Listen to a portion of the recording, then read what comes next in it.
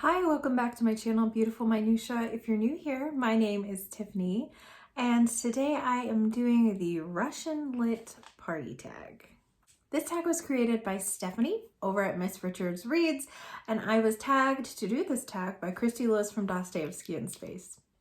When Stephanie did this tag and then I saw Christy post it, I was really hoping someone would tag me because I love Russian literature so much. And then Christy tagged me and I was super excited. So I am excited to dive into this tag and talk about some of my favorite books. First question is an impossible one, and that is what my favorite classic is.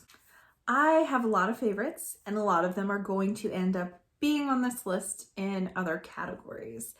So the main one that I went with is Lord of the Rings, because this is a series that I have just come back to over and over again. I have read this more times than I can count, although it actually has been a while since I've read them, so it's definitely time for a reread.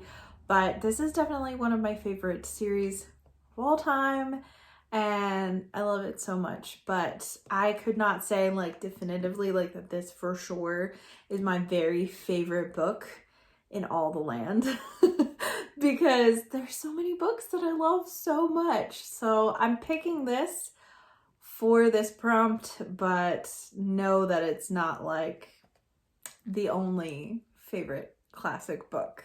The next prompt is Tolstoy, a character or a book with a tragic story or a book that made you cry. I love books that make me cry.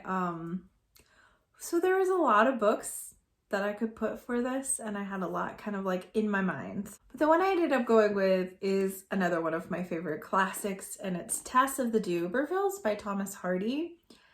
Oh my gosh. This book is probably one of the most tragic books I have ever read. So the story follows Tess, if you're not familiar with the story. And Tess basically has horrible thing after horrible thing after horrible thing happen to her. And it's basically Hardy's commentary on the double standard within the Victorian time period of basically what was expected of women, but then men didn't have to meet those same expectations of virtue or things like that. And so there's just a lot of commentary about the roles of men and women in Victorian society. And I feel like it was really brave of Hardy to write something like this during the Victorian time period. But I think you would be very hard pressed to find any protagonist that is as tragic as Tess, because it's just sad. The whole thing is just sad. Don't read Hardy if you are looking for a good time and a feel-good, happy book, because you will not get it. The next prompt is Gogol, a comedic book or character.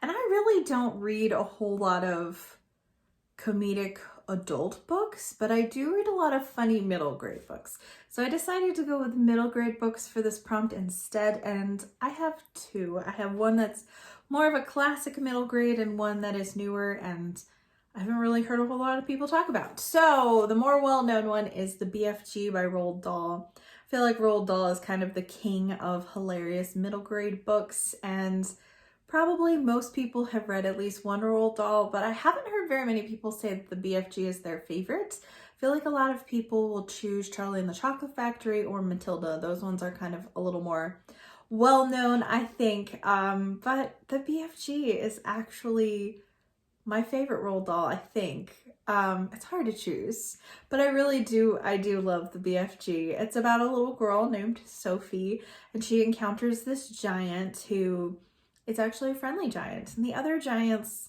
that are in the world are not very friendly at all. And so he's the BFG, the big friendly giant. And the story is basically, them trying to stop these other giants from doing horrible things. A couple of years ago when we were on a road trip, we actually listened to the audiobook of the BFG on our family road trip, and it is so much fun to listen to it. If I can find the narrator of the version we listened to, I'll play his name on the screen. But he just did an excellent job doing different voices for the characters and all that kind of stuff. And the BFG gets very mixed up in his talking, and he says words that don't exist, and just It's very hilarious. If you're looking for a book to make you giggle, this is a good one. Another funny middle grade book is the All the Wrong Questions series by Lemony Snicket. This is book 1, Who Could This Be at That Hour? There are 4 books, and this book follows Lemony Snicket, who is not really a real person. He is like the pen name of a series of unfortunate events, but in this particular book, it's about Lemony Snicket as a child, and he's being trained to be a detective spy kind of thing. And he gets assigned to a mentor who is educating him in the ways to do this, but she is completely inept, which is really funny. And Lemony ends up in this town trying to solve a mystery that kind of spans the entire quartet of the series, but there's a couple different threads that are happening there. My favorite thing about this series is there is a ton of literary references, particularly to classics, that are just really funny and really good. My daughter enjoyed this series as well, but I actually liked it more than her, which makes me wonder if like the humor is maybe funnier to adults because it kind of makes a lot of references to literary things that may go over some kids' heads, but it's just a lot of fun. It's really funny, it's really clever, and I really enjoyed it a lot. The next prompt is Dostoevsky, a book with great character development. Is it cheating to use a Dostoevsky book? I'm rereading Crime and Punishment right now. This is the second time that I have read it. First time I read it was my very first foray into Russian literature ever. And I don't really know what convinced me to pick this book up, but I did. And I'm so glad I did because I was so scared of Russian classics, and Crime and Punishment made me realize I don't need to be afraid of them. Like, they're more accessible than I thought they were and just so beautifully written. This is my favorite Dostoevsky. I have only read 3 so far, so it's not like I'm totally well versed and have read all of his works or anything like that, but this is definitely my favorite one. I think the characterization in this novel is unbelievable. It's so, so good. So if you're unfamiliar with the plot of Crime and Punishment, we're basically following an axe murderer, which sounds really weird. But instead of us trying to figure out kind of a whodunit, we're trying to figure out why he did it. We're very much in his head, and him kind of grappling with what he did and why he did it, and trying to figure out all these things. And yeah, it's just the arc of the character is just absolutely beautiful. There's some amazing side characters with a lot of depth. It's definitely, I think, my favorite Russian classic, and possibly like my favorite book of all time, but I don't know if it's all time, but it's definitely really up there. Another author that is just phenomenal in characterization, in my opinion, is Charles Dickens. I think that Dickens creates very vivid characters, some of whom are just like incredibly unique. Sometimes they're really strange, and they're just a lot of fun, and he usually chooses a lot of really weird names for his characters. But if I'm going to choose one Dickens novel where I feel like the characters, I connected with so many of them, and so many of them were just so incredibly memorable, I feel like I have to go with Martin Chuzzlewit. Martin Chuzzlewit is basically, it's a lot of stories, I guess. Dickens is really good at having a whole bunch of different threads going and then tying them all together in the end at once. But basically, Martin Chuzzlewit is about 2 Martin Chuzzlewits, actually. There's a grandfather and a grandson, and they basically fall into a disagreement, and the grandson is disowned from the grandfather's inheritance. So then there's just like all these family members who are like circling like vultures trying to get in good so that way they can get put in the will, because who knows how much longer the old Martin has to live. And there's just a lot of really, really amazing characters in there. The character arc of Martin Chuzzlewit, like the younger one, is really just so, so good. But he is not my favorite character in that book. I can't even choose a favorite character for sure, but it's probably Tom Pinch. I feel like Tom Pinch is just like the kindest soul, and then Mark Tapley is just like someone who is just always so optimistic and happy, and just I want to be like them. Like, I love both of them so much. And then I feel like Pecksniff is like an iconic Dickens like villain, and I just there's so many characters in that book that are just so unbelievable. It's a harder Dickens to read, I think, than some, because Dickens definitely gets real wordy at times. He kind of goes on like rants about America, both through what he says and then through what some of his characters experience. And it's kind of clear that Dickens was not a huge fan of America. And so there were times where I was just kind of ready for him to move on from that. But the actual story itself and the characters are just so good and so unforgettable. So definitely one of my favorite Dickens in that aspect.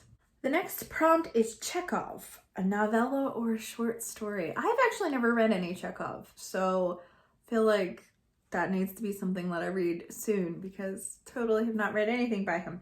Anyways, so a lot of times for novellas, I will talk about The Death of Ivan Ilyich. I read that this year, and it just like was just a very impactful story. But I just talked about that again recently in another tag, so I'm choosing something else. I don't read a lot of short stories. I tend to enjoy longer stories that are just, I like to sit with the characters more, basically. But I do have some short stories that I really love, and I have discovered that when it comes to short stories, my favorite genre of short stories is most certainly classic horror. So I could definitely say Poe. Poe is huge up there. And I think my favorite Poes so far, I've been rereading a lot of Poes this year. If you saw my September wrap-ups, then you know that, but I'm reading some this month as well. But so far my favorite ones are The Telltale Heart and The Facts in the Case of M. Valdemar. Those have been like the two like most gripping ones, but there have been a lot of other like 4- and 5-star stories from Poe, so I recommend a lot of his horror short stories. And then a lesser known author of short stories is Charlotte Perkins Gilman, who wrote The Yellow Wallpaper. This book, or short story, should I say, is so gripping and so eerie in a lot of ways. It's basically about this mother who, back in this time period, which was a long time ago, 1892, she has postpartum depression, and kind of like the way that they dealt with it back then was to isolate the woman suffering from this, which when you think about that, that's really awful, because depression always worsens under isolation. But that's what they did. They would have a trip to the country or whatever, and then kind of isolate them in a house or in a room, and they'd mostly just be left to themselves until they got better. And so, yeah, so that's basically what the story is about, and it becomes even more haunting when you realize that the author actually wrote this kind of out of experience. Not everything that happened in the story happened to her, but she did experience postpartum depression, and the treatment for her was the same. And you can easily see how the protagonist of the story can kind of descend into a form of madness. I have not read the other stories in this collection, although I'm hoping to read some more of them soon, but The Yellow Wallpaper itself was just so good. Prompt number 6 is a love story or a relationship. I actually don't love romance as a genre as a whole, but I do love some romances in some books. So I have 2, because it's hard for me to choose one for most of these, in case you haven't noticed. The first one I'm going to say is, I mean, I love Jane Austen in general, but the Jane Austen that I want to talk about is Northanger Abbey. Northanger Abbey was actually the very first novel that she wrote, but I think it was one of the last to be published. I don't think it was published right when she wrote it.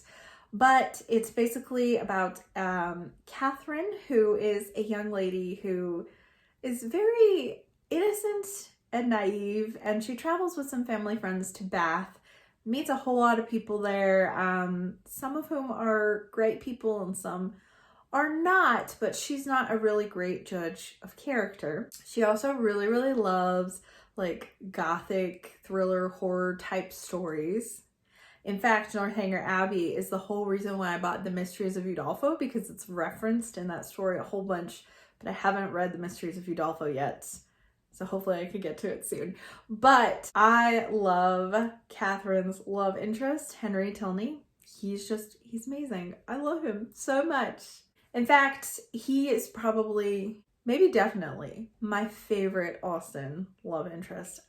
He's just like the opposite of Catherine in so many ways, and it kind of reminds me of my husband and I to a lesser extreme. I'm usually the person that is always like believing the best of people, and I definitely like let my emotions get me like totally carried away and imagining things that like aren't really happening. I think that's like a social anxiety people pleaser thing where you're like, oh, what if they're thinking this, or what if this is going on? So I mean, it's not to the extent that Catherine does it in Northanger Abbey, but my husband is definitely like more level-headed and is so kind and patient to me even when I'm struggling.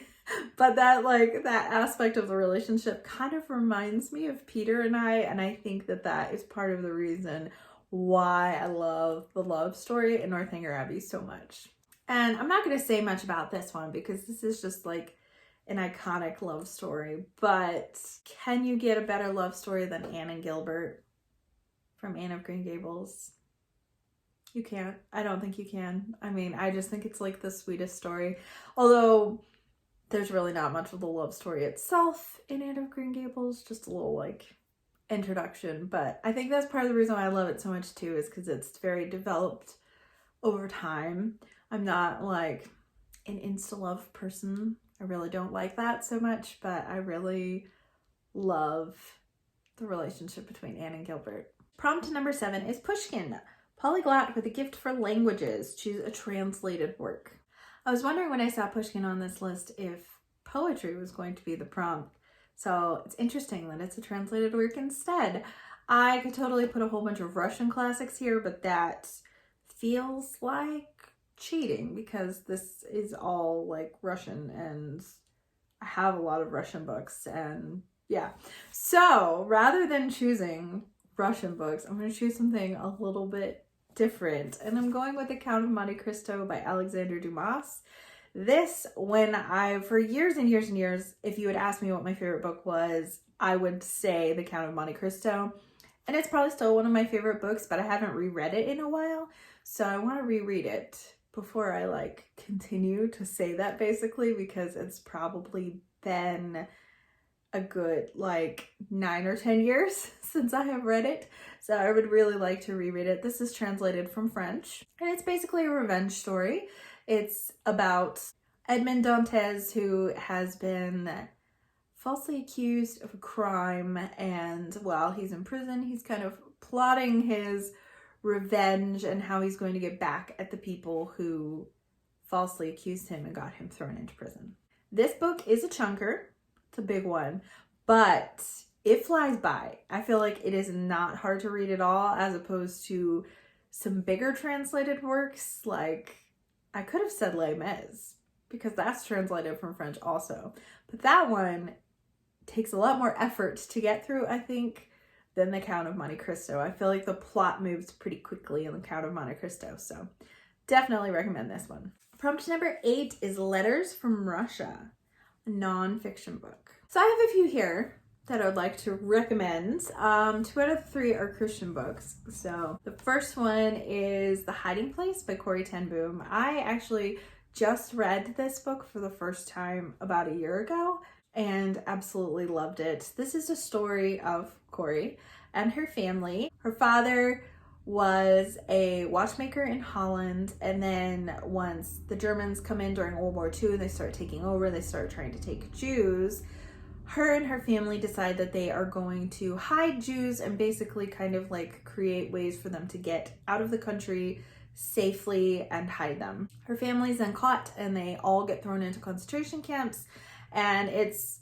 awful, really awful and very sad, but it is just such a beautiful story of forgiveness and faith in God, and it's just It's really beautiful. I highly recommend it. Another book, this one like just absolutely changed my life, is If You Will Ask by Oswald Chambers. I think Oswald Chambers is very well known for his devotional book, My Utmost for His Highest, which has like excerpts from his sermons, and it's got one for every single day of the year. And I think that is what people usually think about when they think of him. But Oswald Chambers was a pastor, and this book is all about the power of prayer. And it changed how I saw prayer. It changed how I prayed. It was just a very instrumental book in my faith. It is a very like short little book. It's got how many pages? Let's see. 117. So it is a very short little book, but it is one that I very highly recommend. And then the last nonfiction book that I have on here is The Enchanted Hour by Megan Cox Gurdon. This book is all about reading to your children, and specifically like reading aloud to them.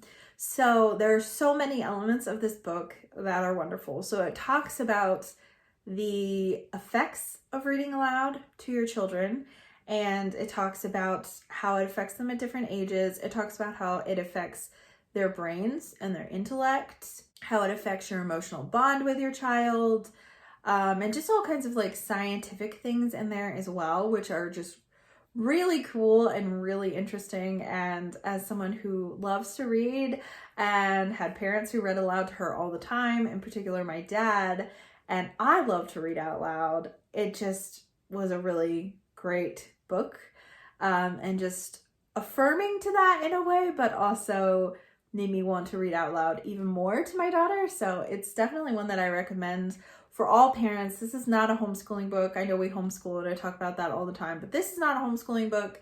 The author does not homeschool, but she does read aloud to her children. So it's all about that. It's all about reading aloud to your children, ways that you can make it happen and make time for it, and why it is so important. Prompt number 9, lit party. If you could have coffee with any author, who would it be and why? I actually didn't even have to think about this one. Like C.S. Lewis, hands down C.S. Lewis. That is the person that I would love to sit down and have a cup of coffee with and talk to about all kinds of things. I would love to talk to him about writing. I would love to talk to him about theology. I would love to talk to him about grief and marriage and all kinds of stuff. I love C.S. Lewis so much. His books have really greatly impacted me, and 2 of my favorite books from this entire year are C.S. Lewis books that I had not previously read, Mere Christianity and The Great Divorce. And at this point, I'm pretty sure I have read all of C.S. Lewis's fictional works and a couple of his nonfiction, and I would like to read more of them because he has just such a wonderful way with words. He creates wonderful stories and wonderful worlds for his fictional stories, but then his nonfiction, he uses so many metaphors that just bring the point home so well and put it in a perspective in a way that I hadn't thought of it before, and takes like complex theological topics and makes them so understandable for like a lay person who hasn't really studied a whole lot of theology. So I absolutely love C.S. Lewis. I would love to just sit and chat with him. I mean, let's face it, if I could take it a step further, I'd love to like basically sit in on like an Inklings meeting with all of them. But you know, if I'm choosing one author, I'm going with C.S. Lewis. And the last prompt is to tag some friends. So I don't normally tag a lot of people in these videos because I don't know, like I don't always know who's like watching my videos. So I just don't usually tag a lot of people. But I am going to tag David Wiley because I told him I would. So David, you are now officially tagged, so you need to do this tag, and I really look forward to hearing your answers. If you're watching this video and you think that this sounds like a fun tag, I would love it if you would do it and just like let me know so that way I can go and watch your tag. I'd love to hear your thoughts on some of your favorite books and your thoughts on Russian literature in general. So please chat with me in the comments down below. See if we have any crossovers in any of our answers or what your answers were.